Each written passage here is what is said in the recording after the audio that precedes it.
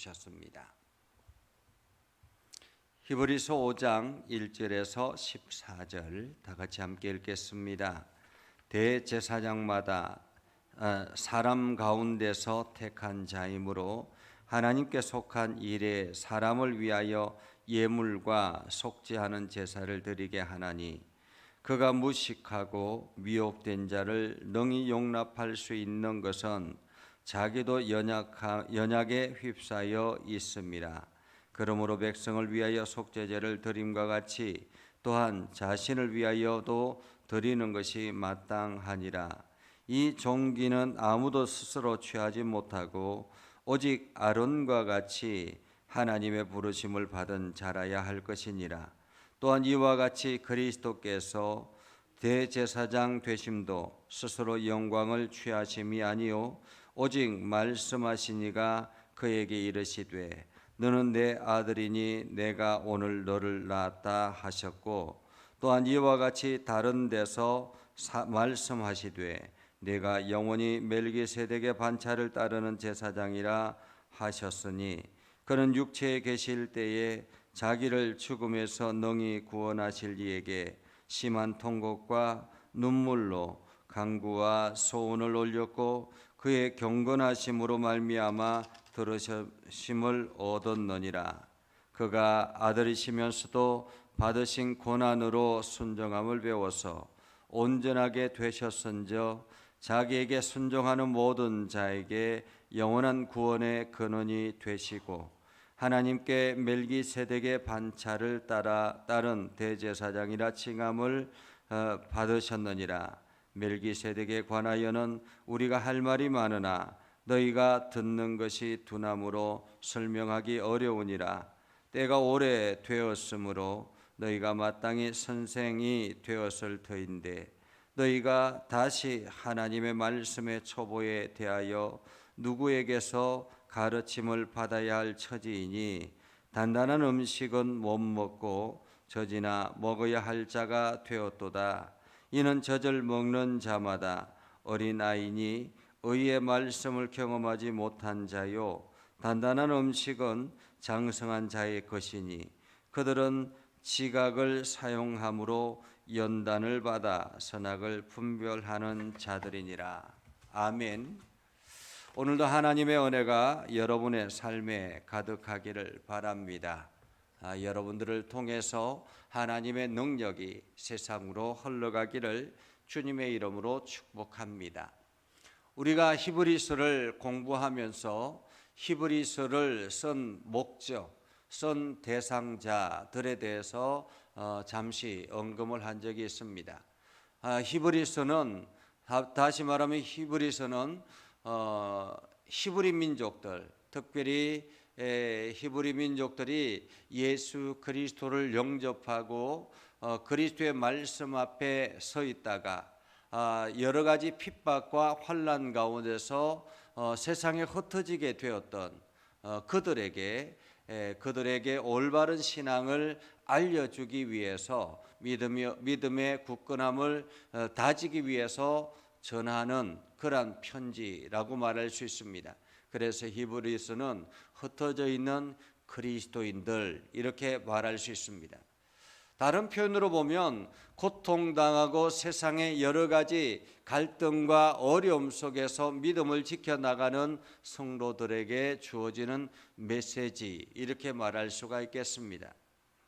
그렇기 때문에 지금 이 히브리서를 읽는 성도들은 세상과 엄청난 영적인 싸움을 하고 있다라고 볼 수 있는 것이죠.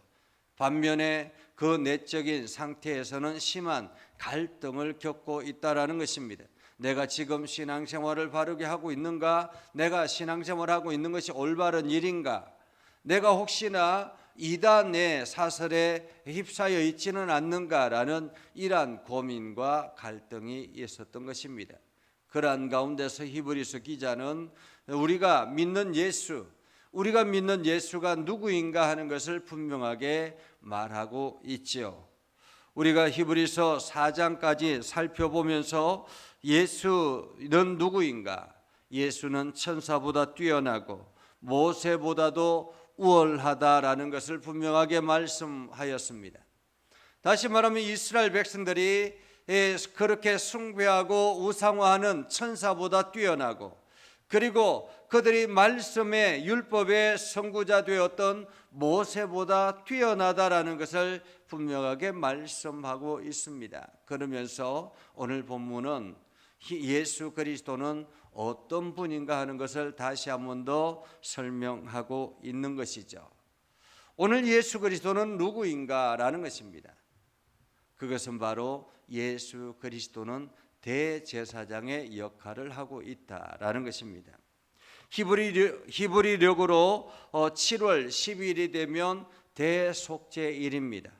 대속죄일이면 이스라엘 백성들이 1년 동안 죄를 지었던 모든 것들을 짊어지고 짐승을 끌고 와서 그곳에 제사장 앞에 두면, 대제사장은 그 짐승을 잡아서 그 사람의 죄를 그 짐승에 안수하고, 그리고 난 다음에 짐승의 피를 가지고 지성소 안으로 들어가는 날이 바로 대속죄일입니다. 이 대속죄일을 통해서 이 대제사장은 세상의 사람들과 하나님과의 관계 속에서 하나님의 긍휼하심을 바라고 지성소 안으로 들어가서 하나님의 은혜를 경험하고 용서함을 얻어서, 그리고 이스라엘 백성들에게 너의 죄가 사하여졌느니라 라고 선포하며 나아가는 것이 바로 대속죄일입니다. 그렇기 때문에 대제사장은 아무나가 될 수 있는 것도 아니고, 대제사장은 여러 사람이 될 수 있는 것도 아니고, 히브리 민족들 가운데서 수많은 제사장들 가운데서 유일하게 한 명이어야 하는 것입니다. 이 한 명, 대제사장은 항상 지성소 안에 들어갈 수 있는 자격을 얻은 사람이라고 말할 수 있습니다. 그래서 오늘 대제사장마다 1절에 이렇게 말하죠. 대제사장마다 사람 가운데서 택한 자이므로 하나님께 속한 일에 사람을 위하여 예물과 속죄의 제사를 드리되, 사람 가운데서 택했다라는 것입니다. 대제사장은 특별한 사람이 아니라라는 거예요. 여러 제사장들 중에서 한 명을 택했다라는 것입니다. 그리고 대제사장이 예물과 속죄 제물을 가지고서 하나님 앞에 나아가 이 하나님 앞에 용서를 구하는 것입니다. 그러기에 그가 무식하고 미혹된 자를 능히 용납할 수 있는 것은 자기도 연약에 휩싸여 있습니다. 다시 말하면 재물을 가지고 나오는 사람들, 세상의 유대인들, 여러 유대인들 어떤 사람들은 율법을 능히 알고 있는 사람들도 있지만은, 알고서 지은 죄를 가지고 있는 사람들도 있지만은, 대부분의 사람들이 율법을 제대로 알지 못해서 죄를 짓는다라는 것입니다. 그렇기 때문에 사람들이 그 율법을 알지 못해서 지은 죄를 가지고 지금 짐승의 예물을 가지고 속죄 제사를 드리러 나온 것입니다. 그래서 오늘 성경은 그가 무식하고 미혹된 자를 능히 용납할 수 있는 것, 그들을 용납할 수 있는 것, 대제사장은 그들을 용납할 수 있는 것은 자기도 연약에 휩싸여 있다라는 거예요. 로마서는 사도 바울은 이렇게 이야기하죠. 세상의 모든 사람이 죄를 범하였음에 하나님의 영광에 이르지 못하더니 라고 말합니다. 이 땅에 죄 없는 사람이 어디에 있겠습니까? 율법을 그렇게 잘 알고 있는 대제사장마저도 연약에 휩싸였다라는 거예요. 자기의 육신의 연약함 때문에 죄를 짓는다라는 것입니다. 여러분, 성경 박사라 할지라도 죄를 짓지 않겠습니까? 아무리 성경에 달통한 사람이라 할지라도 자기의 인생 가운데서 가족의 문제 때문에 혹은 여러 가지 주변의 상황 때문에 죄를 짓는 경우들이 있다라는 것입니다. 의도적이지 않더라도 죄 가운데 거할 수 있다라는 것입니다. 오늘 대제사장도 마찬가지라는 거죠. 자기의 연약함 때문에 그들을 용납할 수밖에 없다라는 거죠. 그러므로 백성을 위하여 속죄제를 드림과 같이 자신을 위하여도 드리는 것이 마땅하니라.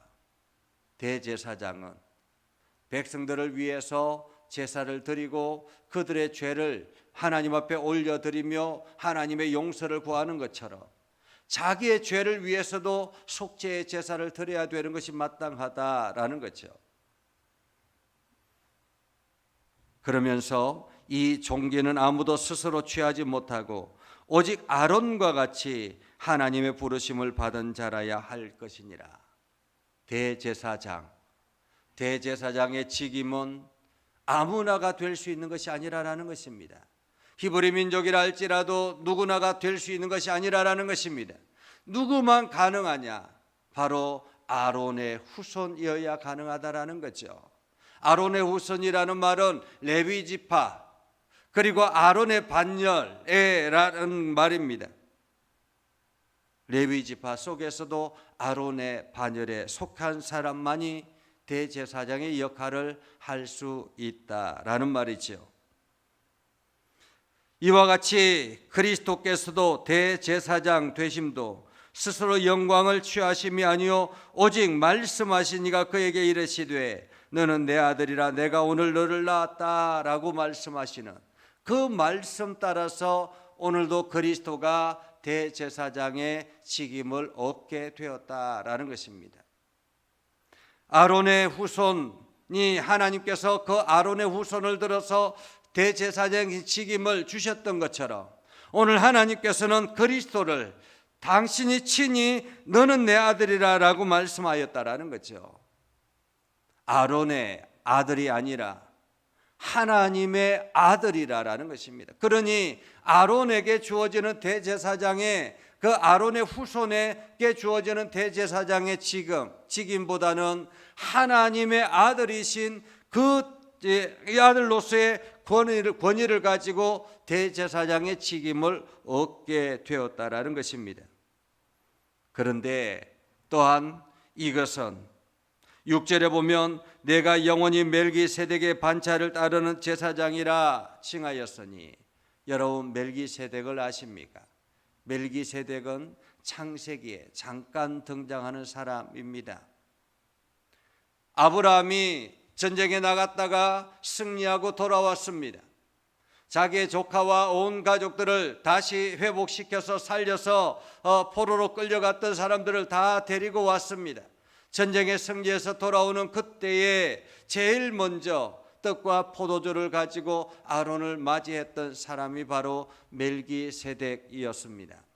이 멜기세덱은 어느 후손이 아니라 하나님께서 그에게 대제사장의 직임을 허락하셨다라는 것입니다.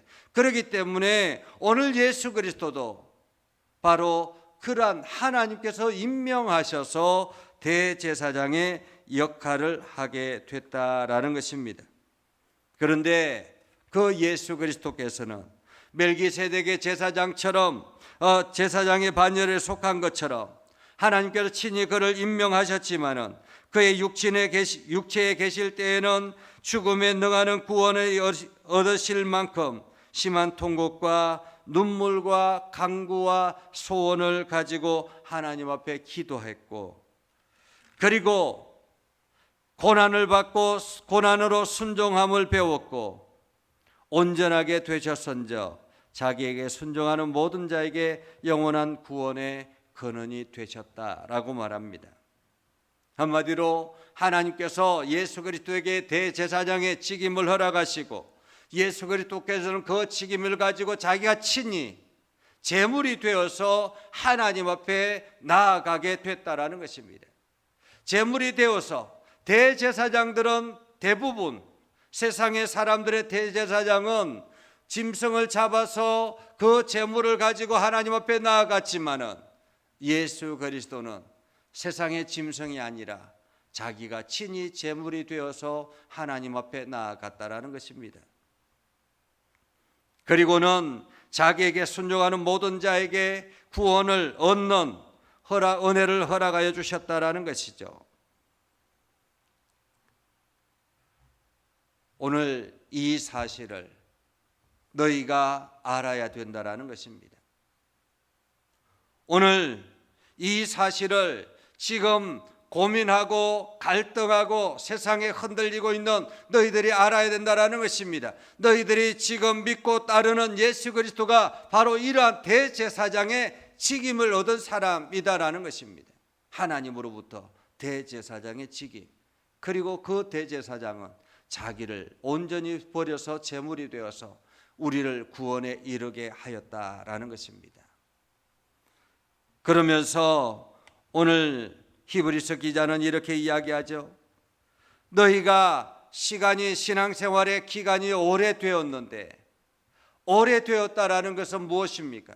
신앙의 연륜이 오래되었다라는 것은 이제 다른 사람들에게 가르칠 수 있는 자격이 되었다라는 말이잖아요. 많은 것을 경험하고 하나님의 말씀을 알았고 그 말씀대로 살아가던 그러한 사람이 되었다라는 말입니다. 신앙의 연륜이 깊어지면 이제 다른 사람들을 가르칠 수 있는 자격이 되었는데, 자격이 되어야 마땅한데 아직까지도 단단한 음식을 먹지 못하고 젖이나 먹어야 할 처지가 되었다라고 말합니다. 그 말은 무슨 뜻입니까? 이제 너희가 세상의 여러 가지 고난과 여러 가지 환난 가운데서 능히 당당하게 이겨내며 신앙을 지켜서 다른 사람들에게 본이 되고 다른 사람들을 가르쳐야 되는데도 아직까지도 어린아이같이 우유나 먹고 젖이나 먹고 지내야 되는 그러한 상황이 되어 있는 것이 너무 안타깝다라는 거죠. 13절에 보면 젖을 먹는 자마다 어린아이니 의의 말씀을 경험하지 못한다라고 말합니다. 의의 말씀을, 하나님의 말씀을 경험하지 못한다라는 거예요.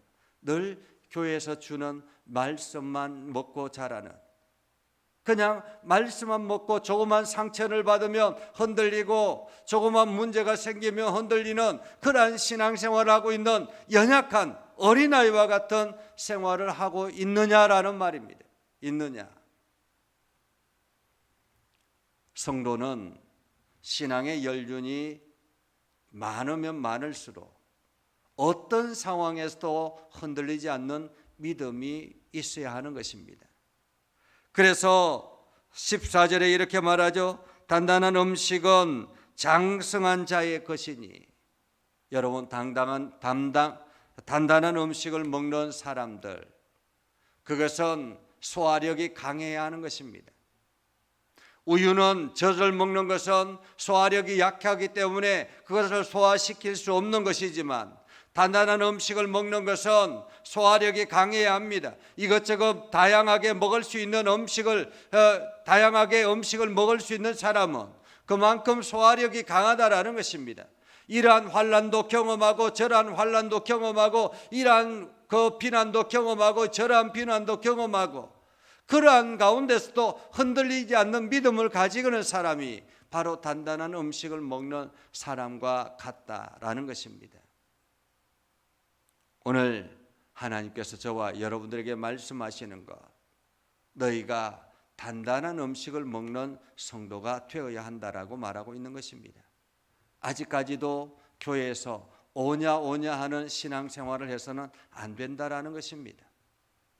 어떤 상황에서도 흔들리지 아니하고 예수 그리스도를 바라보며 굳건하게 나아가는 믿음의 신앙을 가져야 된다라는 말입니다. 이것이 바로 그 사람을 더욱더 건강하게 영적인 건강을 만들어 나가는, 영적인 체력을 만들어 나가는 그러한 원동력이 된다라는 것입니다. 여러분, 고난이 여러분에게 찾아온다 할지라도 흔들리지 마시기 바랍니다. 여러 가지 사람들이 무슨 말을 한다 할지라도 여러분들이 흔들리지 마시기 바랍니다. 여러분들이 온전히 바라보아야 될 것은 그리스도의 말씀과 그분을 향한 믿음이 여러분들에게 있어야 하는 것입니다. 여러분들이 그 믿음을 가지고 당당하게 나아갈 때 오늘도 하나님은 여러분들에게 풍성한 은혜를 경험하게 하실 것입니다. 여러분들 모두 다가 이 은혜를 경험하며 더욱더 성숙한 신앙인의 모습을 하시기를 주님의 이름으로 축복합니다. 기도하겠습니다. 거룩하신 아버지 하나님, 오늘도 저희와 함께 하시고 하나님의 은혜를 부어주셔서 감사합니다. 우리가 믿음에 굳건하게 서게 하시고 하나님의 영광을 드러내게 하시고 복음 앞에 헌신하며 달려가는 거룩한 백성 되게 하여 주시옵소서. 아버지 하나님, 오늘도 우리가 단단한 음식을 먹을 수 있는 믿음의 소화력을 허락하여 주셔서 세상의 어떠한 환난이나 세상의 어떤 소리에도 흔들리지 않는 믿음을 갖게 하여 주시옵소서. 그래서 우리의 믿음이 더욱더 굳건해져서 하나님의 능력을 경험하고 하나님의 영광을 드러내며 주의 복음을 땅끝까지 선포하는 일에 힘을 다하는 거룩한 성도 되게 하여 주옵소서. 예수님의 이름으로 기도드리옵나이다. 아멘. 이제는 우리 구주 예수 그리스도의 은혜와 하나님 아버지 극진하신 사랑과 성령님의 감화 감동 역사 위로 교통하시며 은혜가 주의 말씀 안에 있는 믿음의 백성들 위해 하는 모든 일들 위해 영원토록 함께 하옵시기를 간절히 축원하옵나이다. 아멘.